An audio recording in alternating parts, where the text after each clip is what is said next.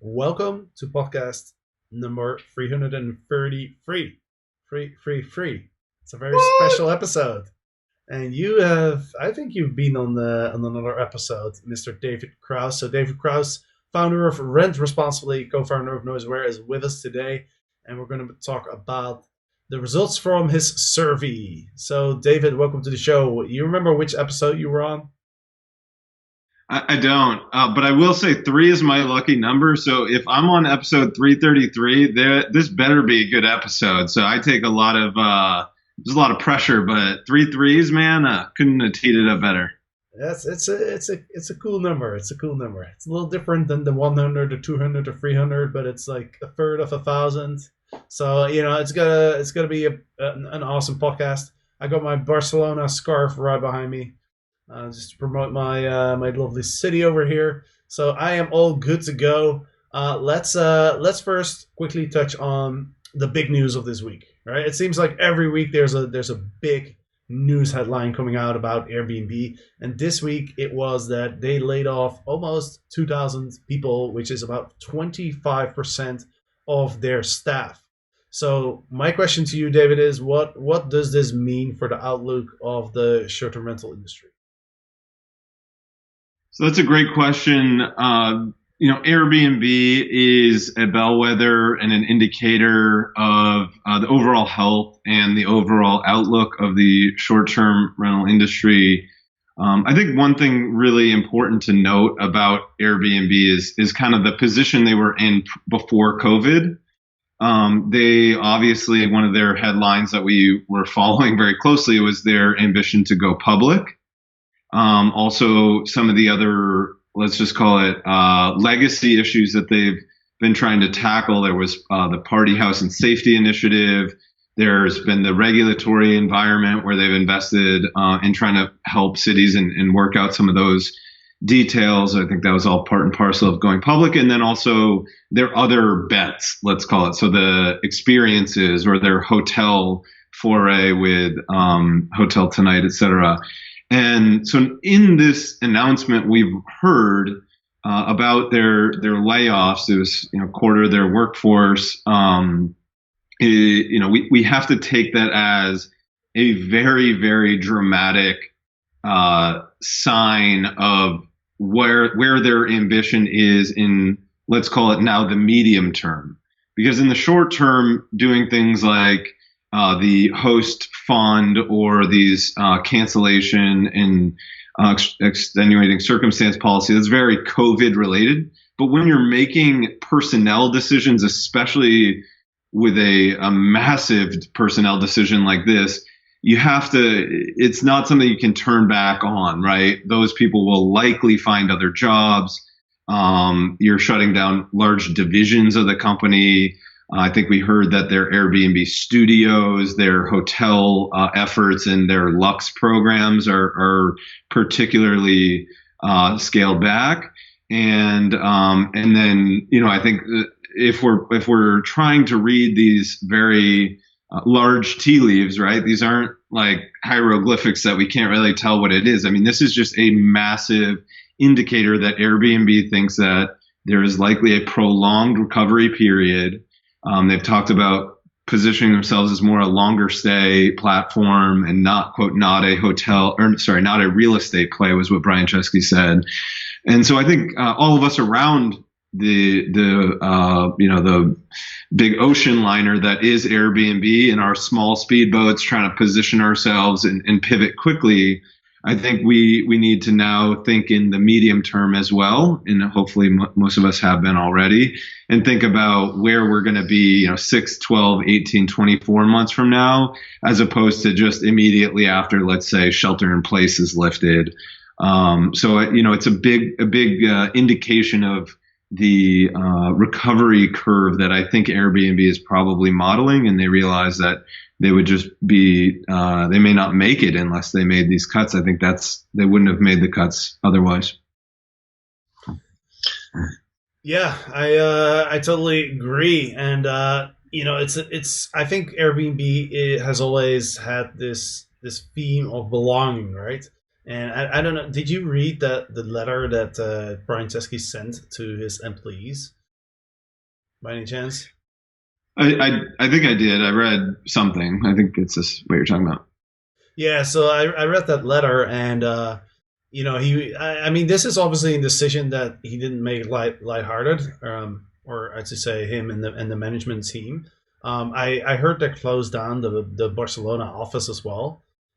So and that's a big office they had over here.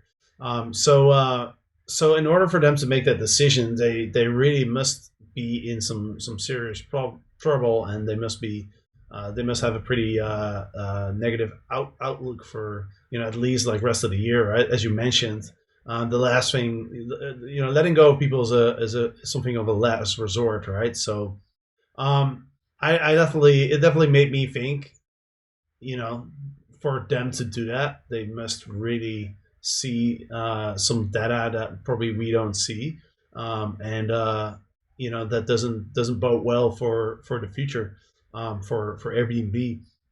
Quickly before we dive into the survey, what do you think about the online experiences that they launched?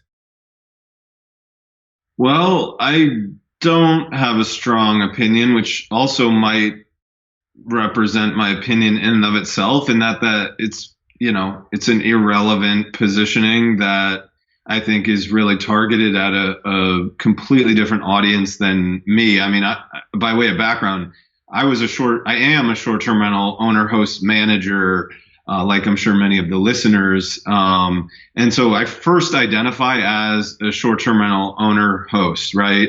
And we use our real estate to share with others, and it's really a hospitality and management operation.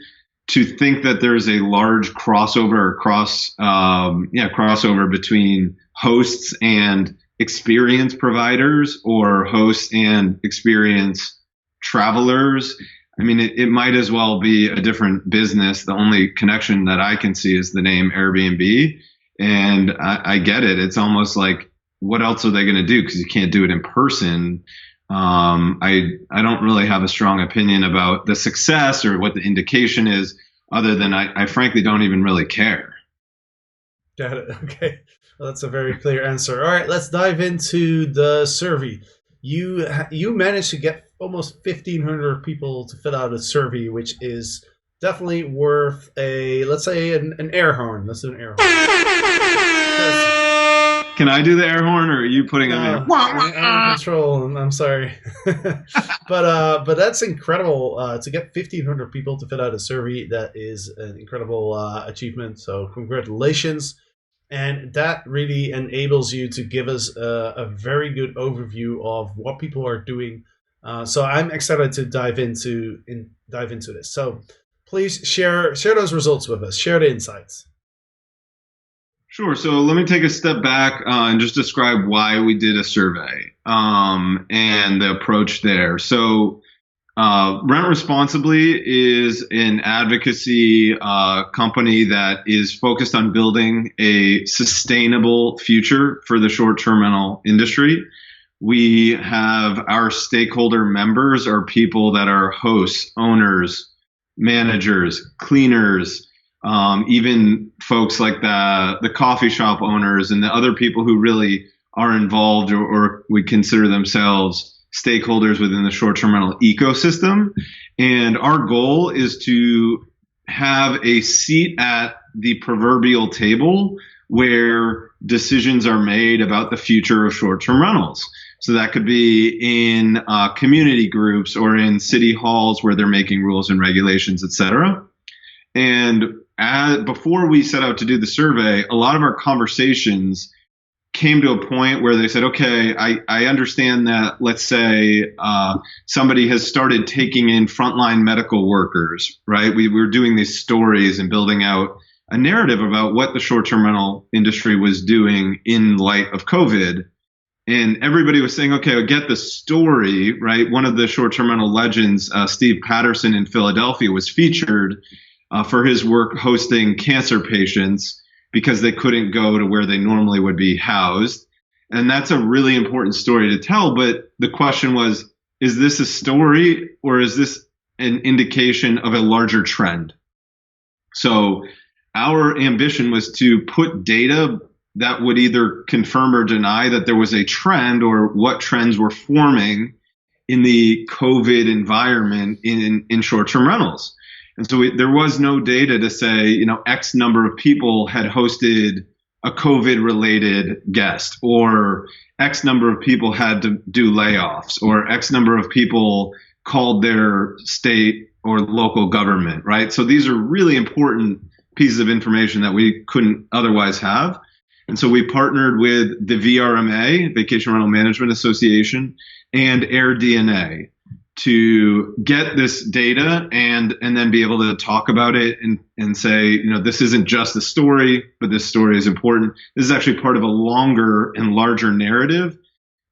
So I know that might have been a little bit longer of a framing, but I really think it's important for people to know that we have to contribute our own stories and then put it into data sets so we can communicate it to other people like rule makers and legislators and whatnot, so they understand our industry better. I think we've done that. I really do. So we set out to get 400 responses, and we got 1,422, which is a lot more than 400. It was, we just saw this massive interest in contributing and taking the survey. And so here's some of the high level results, Jasper, and thank you for having me on to share this. We looked at three distinct storylines or buckets.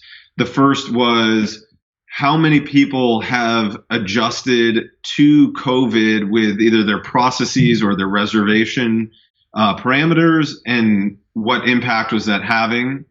Two was the financial and employment impact. How many people have either reduced their own salary or had to let people go or furlough or part-time or shut down altogether. And then the last piece was really an advocacy and engagement measure. How many people are actually proactively calling their representatives and letting them know, hey, here's what we're doing, or here's where we need guidance, or here's where we need framework and help. So I think I've pulled out three statistics that I think are most telling and most interesting. And bear with me if they don't make sense right away, because I'd be happy to answer any questions from you, Jasper. So the most interesting statistic I saw was that 56, and this is on the reactions to COVID from a business standpoint, 56% of people have, as indicated by themselves, temporarily shut down their short-term rental activity. So whether that's one owner, or we've seen a lot of the urban operators, basically say we're taking 2 months off, and different reactions like that. But if you think about that, that's basically half the industry is now, as they indicated, temporarily suspending operations. And that means half these people are going to be ready to go. Maybe they're rebuilding their marketing, or they're working with partners and develop, switching software, doing whatever they need to do to get stronger and better for the future, but temporarily. Only 2% say that they've permanently shut down. So I think that contrast really shows that there's a lot of faith towards coming back later, but there's a massive amount of people on the sideline, and roughly 50% of the industry, if you just use it as a proxy. I think that's hugely indicative. It also should give people comfort, if they've done that they're not alone. Same thing in that vein of how people have reacted. Those that have kept up, 55% of people have taken a COVID-related reservation. So that could be somebody who needed to isolate or just get away from grandma. It could be a medical frontline worker. It could be a distressed or stranded traveler. It could be somebody who just wanted to find a home outside of an urban environment. That is massive, right? If you think about it, nobody before COVID had taken these types of reservations, but this had to do with pivots in marketing and just responding to the demand that was created the moment COVID hit. And the stories that really, I think, are most powerful are how we've been we being the short-term rental industry, have been part of this really, really important, essential housing block, right? People who are on the front lines, the traveling nurses, the FEMA employees, other people like that just needed medium and long term housing, and we have filled the void. We've filled that need. We have to be proud of that. We have to share that. I think as we go forward, to advocate for our industry, that's really, really important. And the last piece, which if anybody knows me, I get really excited by what most people get really bored by. And I get really excited about this conversation about how do we figure out how to work with cities and advocate for ourselves and really push our own interests in our own story, which is to say we are the future of hospitality. We are in every community. We are already your neighbors. We're entrepreneurs. We're employers. We're compliant. We're trying our best. We need to work better with cities. And 87% of people responded in our survey with either I'm already involved actively, or I'm interested in getting involved, or keep me informed so I can get involved at the right time. And that basically said, and if you take out that last one, which was just keep me informed, it's about 50%. So I think that this is the revolution, is that the people who kind of sat back and listed and saw the cash flow and it was easy, and other people were going to tell the city how we do our responsible operations and things. Those days are over. We now need to be more active and engaged, and that's what Rent Responsibly as a platform is built to do. And so all these data points really give me a lot of hope for the future, but I don't think it's going to come all that quickly, and it's not going to come without work. One question about the respondents to your survey. Do you have any geographical information? So the survey was all U.S. It was only U.S. And we do have breakouts, or we can make regional breakouts, but right now we're looking at it as a national survey. Got it. Okay, yeah. So you're saying 56%, just to recap, 56% is temporarily shut down. Have you noticed that in urban cities it's higher, and in smaller markets it's lower, or not? So that's a great question. We did ask that, so we were able to slice the data in the future. I hope, is my connection okay? I hope it is. But anyways, basically the urban environment, and this is from other people's data for the most part, has just been decimated. I think it was down 80% relatively instantly. And some people have said between 80 and 95%. I think the indicators there are the larger operators in the urban environments have truly shut down. Some of the smaller ones that were able to find niches of demand have really, I think, filled that demand. But on the leisure, and they call it the ski and sand markets, beaches and mountain homes and lakes and those sort of properties, are really actually seeing the most early indicators of life. And I think we've started to see increasing bookings that are happening within that 30-day window, the approximate 30-day window, which is an indicator of people saying, I don't think that I'll be restricted from traveling in the next 30 days, which is, if you're looking at consumer confidence, that's a really good indicator that folks are getting more comfortable traveling again. But, I think this has been well covered. It's going to be drive-to markets. It's going to be a lot of in-state and relatively local travel. And so, basically barring flights, and then virtually no international travel. Yeah, that makes a lot of sense. And I was on a webinar earlier with Logify and Price Labs and Older Rooms, and they shared a bunch of data. One little light at the end of the tunnel that they shared was that bookings for more than 60 days out are starting to recover a little bit. So there is there's some light at the end of that tunnel. But one of the things that I've been kind of preaching is we have to go from host to entrepreneur. And what I mean by that is, back in the day, when I started in 2012, we were allowed to be kind of lazy because you could just list on Airbnb and you get a ton of bookings.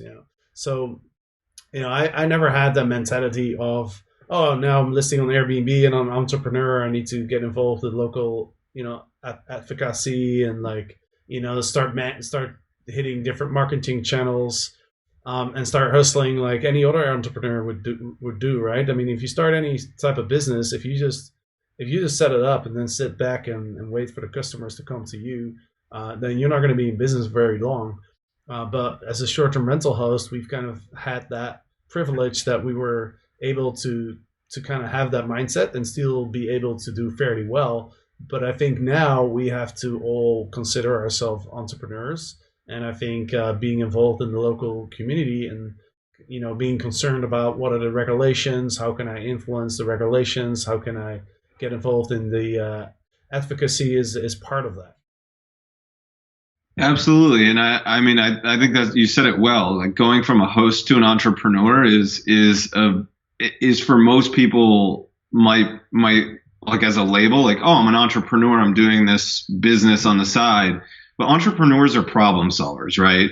This is a problem we have never faced. It is bigger than anything that we have faced if you faced other problems, and it ultimately will be what separates, the people who can make it or the people who can't. The cream is going to rise to the top, and for many people, they're probably going to walk away, which means that when we come out of this, there's going to be a subset of who was there before that weathered the storm, pivoted, developed better processes, figured out their niche in the world, different marketing channels. And your phrases work. For me, I called it, have been relatively drunk on the cash flow, right? If it's like, if you list it, they will come. Field of Dreams, right? Like if you build it, they will come.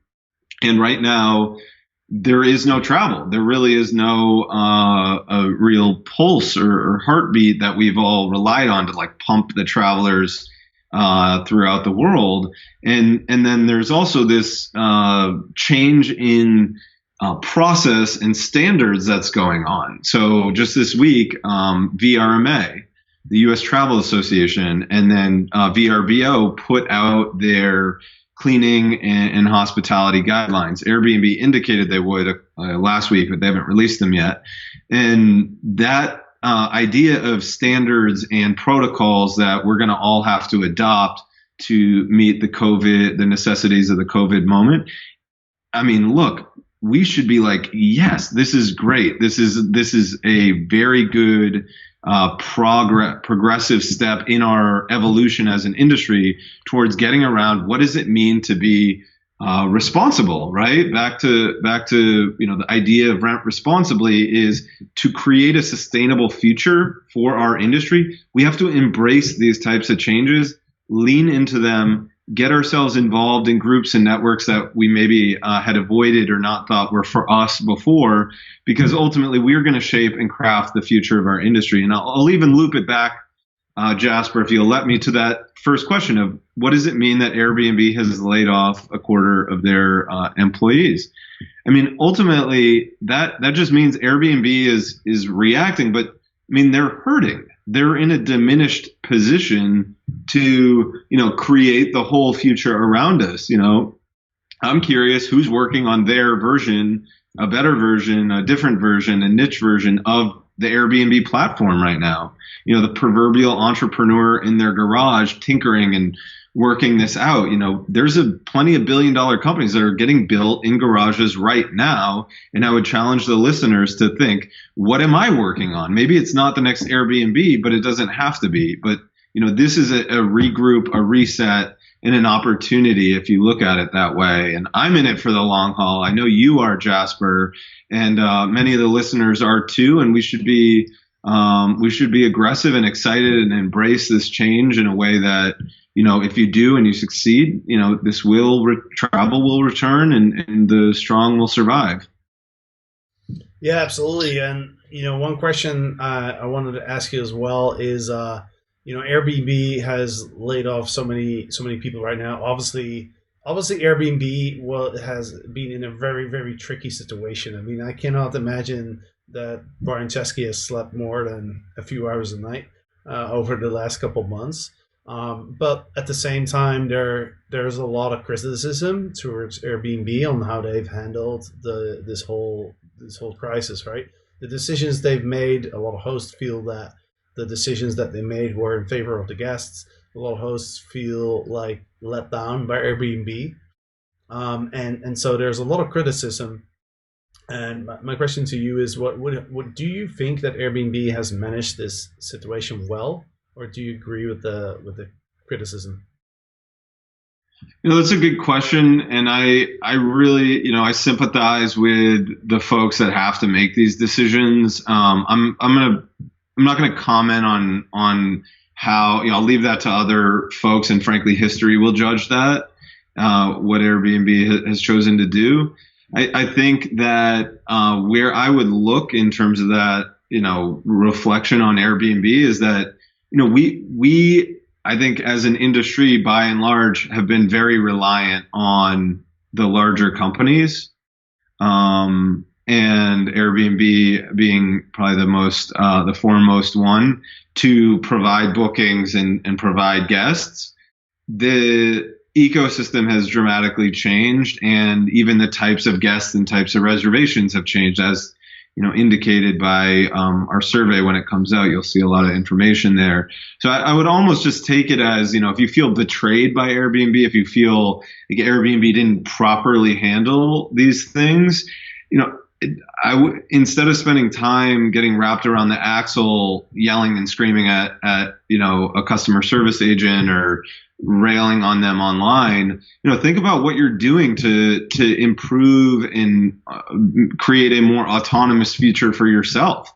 I mean, part of it is that we need to create more durable businesses that aren't so thrown around when a cancellation policy changes or something bad happens. I mean, the one thing I know that's for sure is this won't be the only crisis that the world faces in my lifetime. And so we have to be building in a little more thoughtful business decision making, all of us, around what are the lessons we're taking and how, what kind of footing we're putting our businesses on, given that every business is going to make decisions and we can't be overly reliant on any one partner. Appreciate that, man. I fully agree with that. I was on this webinar earlier, and one of the things they shared there was, like you can't change the circumstances. Like we can't control COVID-19. We can't control the economy. We know that there's going to be crises, as you said. What we can control is how we respond to it. And I think if I look back on my life, I think the way that you respond to things is actually has a bigger influence on your future than what actually the circumstances are, right? And oftentimes you can look back in your life, and sometimes what you consider to be a crisis can actually in the future prove to be something positive, right? So to speak with Steve Jobs, you can't connect the dots in the future. You can only connect the dots in the past. And this is something that he shared on his famous commencement speech, Stanford commencement speech, 2008. It's one of the best speeches I've ever seen in my life. If you haven't watched it, Google it on YouTube. Steve Jobs commencement speech, Stanford, 2008. It's about 15 minutes. I've watched it like 10 times. Anyway, I'm going off on a tangent here, but I think it's right. We have to think. How can we use this crisis to improve? How can we use this crisis to grow stronger, right? Because there's a lot of sayings around this, like in order to become like an expert sailor, you have to go through at least one storm. And I can really see how this crisis is helping us grow, because you have to think outside of the box, right? You have to think like, what can I do to get customers? What can I do to adapt to this new circumstances? Because you can't just do what you've been doing, essentially, right? So just to share a quick example. Like I've been looking into how can I contact my past guests, and it turns out, my business partner has like over 1,000 emails, right? I've never thought of even asking him about that, and now, I do. So it's really pushing us to think outside of the box and to do the things that we usually wouldn't do. So in that sense, I always like to think, what kind of positive things can we take away from what happens to us, or as Tony Robbins would say, what happens for us. Hmm. I couldn't agree more. And I think, when you think about the future, whether it's immediate, we're dealing, there's a kind of crisis management which happened, and in some respects is still happening. And I call that the shell shock moment, right? Like you're like, oh, what do I do? Like bank accounts have drained and I have no demand. And what are these policies? And how do I get a PPP loan and all this stuff? And eventually, and I think we're kind of turning the corner into this next phase where it's like regroup, re-strategize, and go. Because if you're not thinking about 6 months from now yet, I suggest to start thinking about what is the core value? What is my real unique proposition that my business is able to offer the world? And a lot of the times for short-term rental folks, it's an internal question, like, what do I care about, right? Do I want to be involved in hosting maybe international travelers because I, have connections to a different country and I'm going to start marketing to international travelers? Or if you're near a hospital and you have discovered that there's demand around medical travel or, things of that nature, you just really have to use a different lens and then create that future for yourself. So the phrase, there's plenty of phrases, and I think the memes have been just like off the charts good since COVID. So I think if there's one legacy of COVID, it's that, like, if you don't come up with some fire memes by the end of COVID, you got to work on that. But the phrase and quote that I like the most is my personal idol hero is Abe Lincoln. I'm not the only one, but he said that the best way to the best way to predict the future is to create it. So if you want to, like the one thing about our community that is just so invigorating to me every day is that it's a community of problem solvers. We do not sit around by and large and see a problem and not solve it. And that's because many of us came into this to this industry and community like you, Jasper, 2012. I was 2013, and I was just trying to solve a problem of I needed somebody to rent my apartment for a month. And that has led me on this, incredible journey, right? And but that mentality of like, I'm just trying to solve a problem. And then like you said with Steve Jobs, like these dots start happening and then you connect them in hindsight. And, this is a very big dot, if you will, in everybody's journey. But if you don't know where you're going, you're lost already. And so building a roadmap to get there, is really critical. And, I'll just lastly touch on Rent Responsibly again. Rent Responsibly is built because there are so many unsolved problems in the regulatory environment, the advocacy environment, and the standards. And when we all put our voices and our energy together, where are we directing that energy? And I think there's a big case to be made that now is the time, if you haven't already gotten involved in that larger creation of the future of this industry. Now is the right time. So if you go to rentresponsibly.org and sign up, you will automatically be in that conversation, because that is the conversation that we're creating the table and having other people pull up their chairs to it. Partnering with a lot of large organizations inside and outside of the short-term rental industry. And, if we're relying on Airbnb and the other platforms to craft our future for us, I mean, to that question earlier, we can't let that happen, and we have a stronger voice when we're together. So this really is a time to get involved and start mapping the future. We're going to create a sustainable future for ourselves. I'm glad you brought up Abraham Lincoln. One of my favorite quotes is, Apparently, it's from him, but you never know with these quotes, because Yeah, you think it's from by somebody, but then it turns out that that person stole it from somebody else. But of I'm just gonna course. assume this is actually his original quote, and it goes, "I don't walk fast, but I never walk backwards." Yeah, Was love that. was a quote that I think it was in my apartment in Taiwan. I can't remember exactly, but I have a trivia question for you. Are you down for Sure. trivia question to finalize this episode? As long as I get it right and don't look like a moron. All right, cool. So it's the reason I bring it up, by the way, is because it relates to Abraham Lincoln. So where does the word lobbyist come from? I actually know that one. It's folks who stood in the lobby and caught politicians as they were walking through. So they became known as lobbyists because they would hang out in the lobby. Is that right? That is 100% right. I'm gonna give you an applause. That is right. Well done, Mr. Dave Krause. Actually, I'm gonna have to be honest here. I wasn't sure if you were gonna know that. Well, let me give you a party noise as well then. Wah, wah. Boom, boom. You win nothing, by the Nice. way.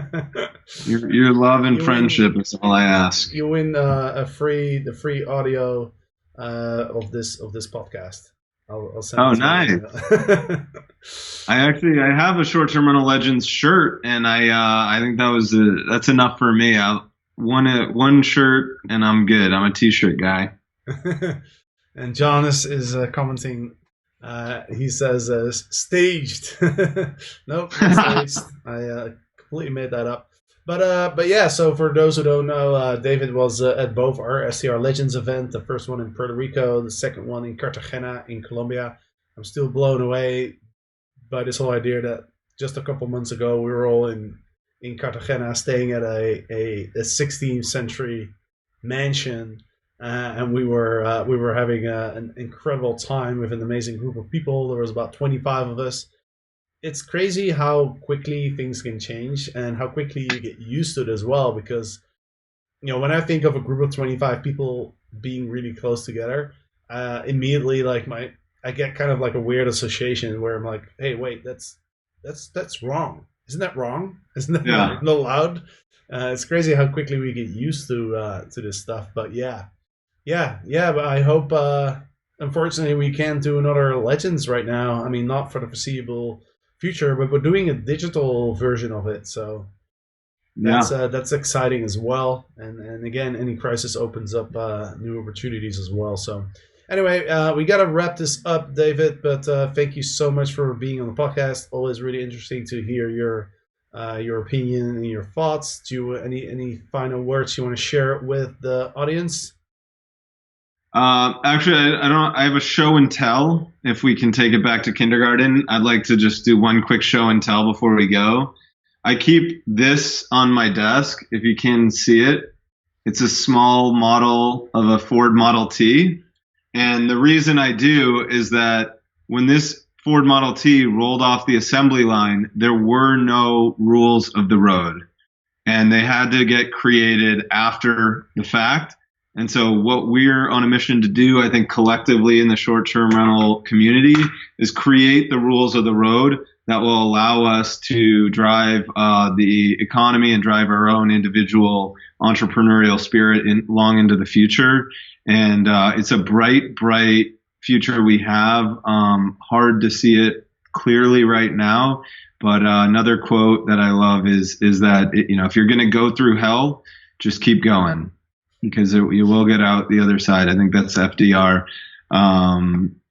Anyways, lots of quotes, lots of memes, lots of Ford Model Ts and surveys. So it's a good day today here to share with you, Jasper. Thank you so much for having me. Awesome, man. I'll leave it at that. Thank you so much for joining us, Mr. David Krause, the founder of Rent Responsibly, co-founder of Noiseware. And to all the listeners, thank you for listening. Hope you enjoyed this podcast.